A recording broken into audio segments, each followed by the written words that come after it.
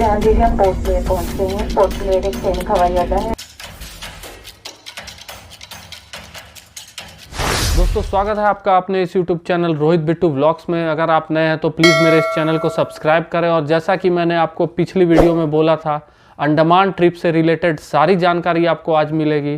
कैसे जाए, कहाँ से डायरेक्ट फ़्लाइट मिलेगी, कितना खर्च आएगा, वगैरह वगैरह। आप सोच रहे हैं आज के डेट में कि अंडमान जाना है मुझे, तो आपके मन में भी कई प्रकार के सवाल होंगे। जैसे पहला सवाल आता है वो है वेयर इज़ अंडमान, अंडमान कहाँ है। दूसरा सवाल आएगा how to go to Andaman, Andaman कहाँ है, अंडमान कैसे पहुँच सकते हैं। What is the best season to visit Andaman, Andaman के लिए बेस्ट सीज़न क्या है, बेस्ट टाइम क्या है थ्रू आउट द ईयर, कब आप बेहतर होगा जब अंडमान विज़िट करें।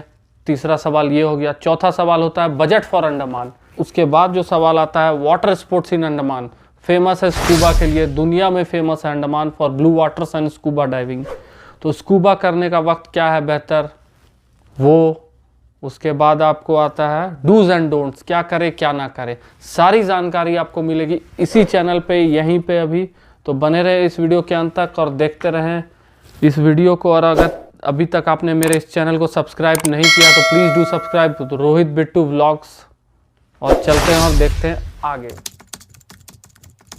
तो सबसे पहला सवाल जो आता है where is Andaman. Andaman and Nicobar islands ये इंडियन मेनलैंड से लगभग 1300 किलोमीटर की दूरी पर स्थित है और यह एक केंद्र शासित प्रदेश है, यूनियन टेरिटरी ऑफ इंडिया। यह 572 छोटे और बड़े आइलैंड्स को मिलकर बना एक आइलैंड्स का समूह है, जिसमें से केवल 38 islands are inhabited and among all 38 all are not open for tourism. तो अंडमान कहाँ है। उसके बाद अगर हम अंडमान जान जाते हैं कहाँ पे, दूसरा सवाल हमारे पास आता है, हमारे दिमाग में जो आता है अंडमान कैसे जाएं। तो इंडियन मेनलैंड से डायरेक्ट कनेक्टिविटी नहीं होने के कारण पोर्ट ब्लेयर दो तरीके से पहुंचा जा सकता है। डायरेक्ट फ़्लाइट कोलकाता से लेकर, चेन्नई से लेकर या विशाखापट्टनम, इन 3 शहर से रेगुलर बेसिस पे आपको डायरेक्ट फ़्लाइट मिल जाएगी। और टिकट की इन एन एवरेज कॉस्ट आएगी लगभग 5 से 7 हज़ार रुपये थ्रू आउट द ईयर, यही कॉस्ट होगा। इसके अलावा बाय शिप आप जा सकते हैं from Kolkata, from Chennai and from Visakhapatnam to.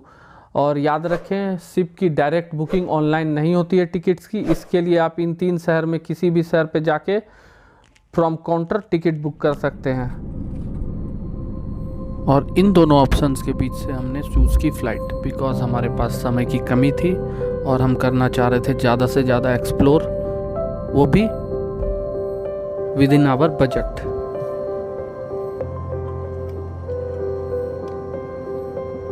उसके बाद चलते हैं आइटनरी फॉर अंडमान। अंडमान कितने दिनों का हम प्लान करें।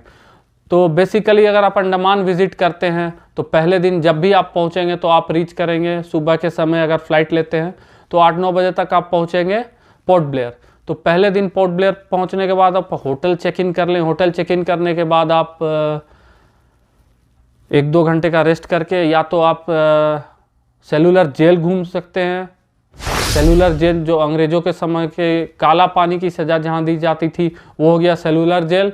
और दूसरे में आप जा सकते हैं चिड़िया टापू सनसेट बीच। ये लगभग 28 किलोमीटर 25 से 28 किलोमीटर की दूरी पे है पोर्ट ब्लेयर सिटी से। तो चिड़िया टापू बीच बहुत, सनसेट बीच बहुत ही फेमस है अंडमान में, पोर्ट ब्लेयर में, वहाँ आप जा सकते हैं चिड़िया टापू बीच। उसके अलावा आप सेलुलर जेल घूम सकते हैं। उसके बाद पहले दिन आप पोर्ट ब्लेयर करने के बाद दूसरे दिन का फेरी टिकट ले लें, वो ऑनलाइन आपको मिल जाएगा। वहाँ से आप दूसरे दिन चले जाएं हैवलॉक आइलैंड्स। अब हैवलॉक आइलैंड में क्या क्या है, एलिफेंट बीच है। हैवलॉक आइलैंड में पर्टिकुलर आइलैंड पे घूमने के लिए राधानगर बीच है, जो कि एशियाज़ क्लीनेस्ट बीच का खिताब जिसे मिल चुका है, राधानगर बीच। ये भी एक सनसेट बीच है। उसके बाद आप जा सकते हैं काला पत्थर बीच।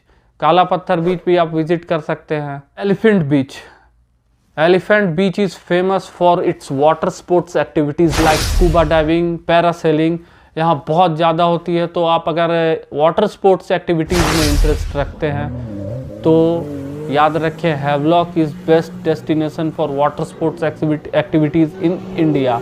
और जहाँ ब्लू वाटर्स की बात आती है तो गोवा कहीं नहीं टिकता है गुरु इन फ्रंट ऑफ अंडमान। तो आप जाएं तो हैवलॉक आइलैंड में 2 दिन स्टे करें, हो गए आपके 3 दिन पूरे।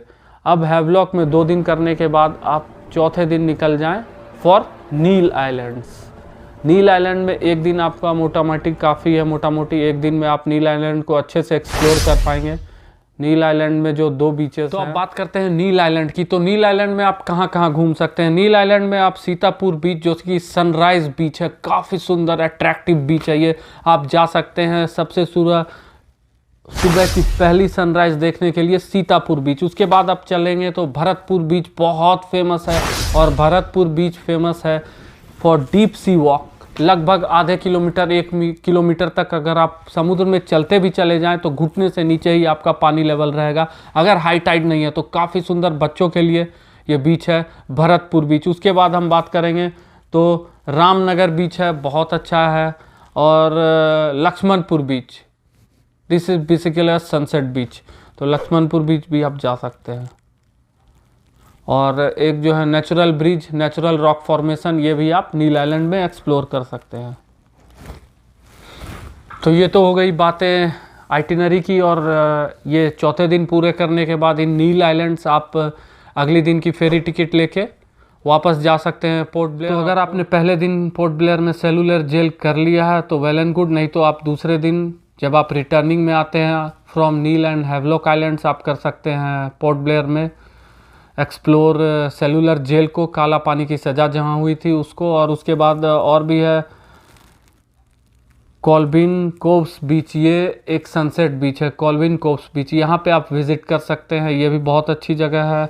उसके अलावा नेवल मरीन म्यूज़ियम, ये एक काफ़ी सुंदर जगह है, यहाँ भी आप जा सकते हैं। तो ये 5 दिन 5 रात और 6 दिन का आइटिनरी हो गया फॉर अंडमान आइलैंड्स। और पोर्ट ब्लेयर में ही जब आप रुकते हैं तो रॉस आइलैंड को विज़िट करना ना भूलें।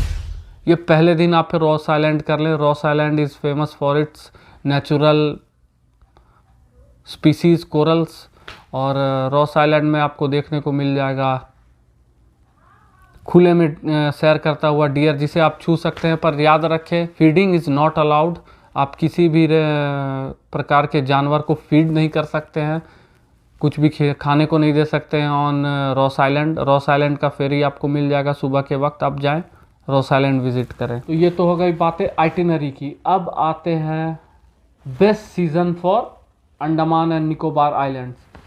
तो अगर आप अंडमान और निकोबार आइलैंड्स को विज़िट करना चाहते हैं तो बेस्ट सीज़न जो है अंडमान विज़िट करने का वो है from October mid to mid अप्रैल।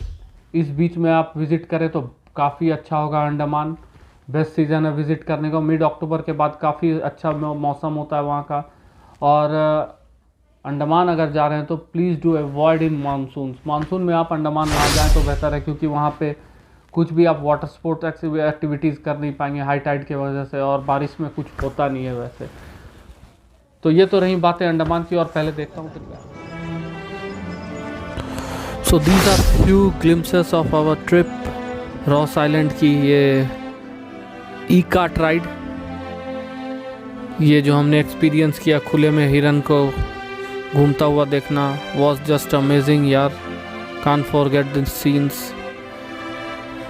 और ये क्या कहने, Radhanagar beach, one of the cleanest beach in the world, Asia's cleanest beach का खिताब मिल चुका है राधानगर बीच को। तो प्लीज़ जब भी जाएं शाम के टाइम ज़रूर एक्सपीरियंस करें। और ये फेरी राइड, ये तो अलग ही यार, उसका क्या कहना, अलग ही एक स्वैग है फेरी राइड का, और मज़ा काफ़ी आता है। और जब भी जाएं तो 2 रास्ते हैं एलिफेंट बीच जाने का, या आप ट्रैक करते हुए जा सकते हैं या फेरी, दोनों का अलग मज़ा। हम एक साइड से गए थे ऐसे, फेरी से दूसरे साइड ट्रैक करते हुए वापस आए, तो काफ़ी मज़ा था। वाइट सैंड बीचेस यार, एलिफेंट बीच हो या काला पत्थर बीच हो, गज़ब का है यार, क्या कहने। तो जब भी जाएं ये सारा जगह बिल्कुल ही मिस ना करें। ये देखिए, ये मार्केट है, यहाँ पे हल्का फुल्का आपको हर कुछ मिल जाएगा एलिफेंट बीच पे। तो लॉकर्स फैसिलिटी ऑल्सो अवेलेबल है, तो जाएं तो फुल मस्ती करें।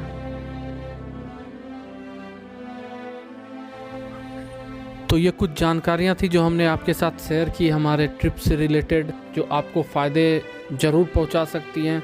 जब हम गए थे हम भी कहीं से ये सारी जानकारी गैदर करके ही गए थे, होप सो कि हमारा वीडियो, हमारा ये कंटेंट आपको पसंद आया हो और आने वाले इस सीरीज़ में आपको देखने को मिलने वाला है बाकी के वीडियोस जिसमें हम आपको बताएंगे फ्रॉम द वर्ड गो, जब हमने अपनी जर्नी स्टार्ट की वहाँ से लेकर अंडमान ट्रिप एंड करने तक का सारा कुछ, each and every single thing. तो प्लीज़ बने रहें, चैनल को सब्सक्राइब करें, शेयर करें, हिट करें बेल आइकन को फॉर लेटेस्ट अपडेट्स, और हाँ, दोस्तों के साथ शेयर करना बिल्कुल ना भूलें। Thanks for watching, stay tuned.